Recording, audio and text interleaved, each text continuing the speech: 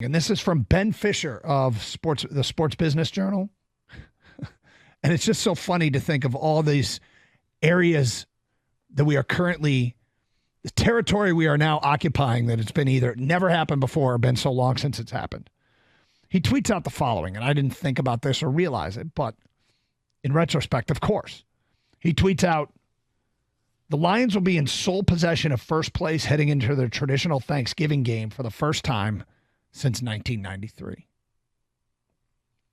Given that there is 3 other teams in this division, and back then there were only 4 other teams in the division, but that's an incredible streak that will be broken. An incredible streak that will be broken. First place in the division for the first time since 1993 for the Thanksgiving game. That's crazy to think. Yep. I mean, there have been time, and is it only one time really where it's come down to the end of the season when they had a chance, and that was the Packers game? What do you mean? And actually, that one wasn't even. That was to make the playoffs. That wasn't to win the division, was it? When the Matt Flynn game? I think that was. I can't remember. I thought it was to win the division, and because Green Bay won it, Detroit had to go to New Orleans. Maybe that was it. Does that sound right?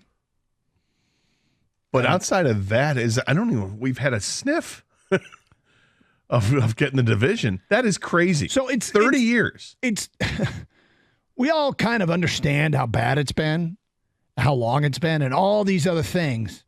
But there's just different ways to measure it, and that's one of them. We have not played a Thanksgiving Day game where the Lions are in sole possession of first place since 1993. That's an incredible stretch of, by this time of the season, and they weren't out of it, right? They weren't out of it, but they were hurting. By this time of the season, they were hurting. So, yeah, 248-539-9797. So that ceiling will be broken. That's locked up. In the meantime, this game against Chicago coming up, it's Justin Fields is going to play, bad thumb, et cetera, et cetera. But still, it's a tough matchup for Detroit's defense. They didn't handle Fields great last year, but he did run all over them. But he did run all over them, but they won both games, which is the main thing. So, getting ready for that game. A defense that would like to prove that they can make adjustments against a mobile quarterback. Sure, and the bottom line is they did win the game, and they won it because they got the last one. They had a pretty extraordinary pass rush in that last time that they played them. They were all over him all day long, and yeah, he got free, but he also got pummeled. And it took a tremendous effort by the defense to corral him. They didn't really corral him, but they did put him to the turf a number of times, and that ended up being the difference. I mean, it was pretty cool. My concern is that Justin Fields is older and wiser now than what he was a year ago when he played the Lions. Yeah.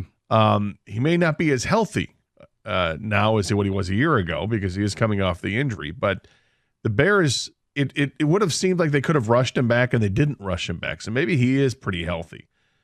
I do think Justin Fields has a bright future in the NFL. I hope it doesn't start to show on Sunday. Yeah, I mean, the morning show was talking about the debate, revisiting the debate of Penei Sewell versus Justin Fields. There were plenty of people that wanted Justin Fields. Penei Sewell has established himself clearly as one of the brightest at his position in the league. Justin Fields has not done that, but it doesn't mean I wouldn't give up on Justin Fields if I were the Bears. And I feel like Justin Fields has been fighting with one hand tied behind his back because of the offense he's played for. The talent he has around him, the offensive line. I think Birchie Kid had the stat about David Montgomery had 300-yard rushing games the last 3 years and has had 3 so far for Detroit. Well, we thought that he was going to see a brighter future with the Lions than what he did with the Bears because the offensive line is better. Mm-hmm. And I think we've seen that. He's averaging over 5 yards a carry. With the Bears, he was, just under 4 yards a carry? Yeah. 3.9 or something. So it's a short sample size, but he has looked better. The running game for the Lions, it was a big turnover in the running back room from last year to this year. Going from Williams and Swift to Montgomery and Gibbs, it's worked out just fine. And you know what? It's worked out for DeAndre Swift to play in Philadelphia. He's had a nice start to the season too. Good for him.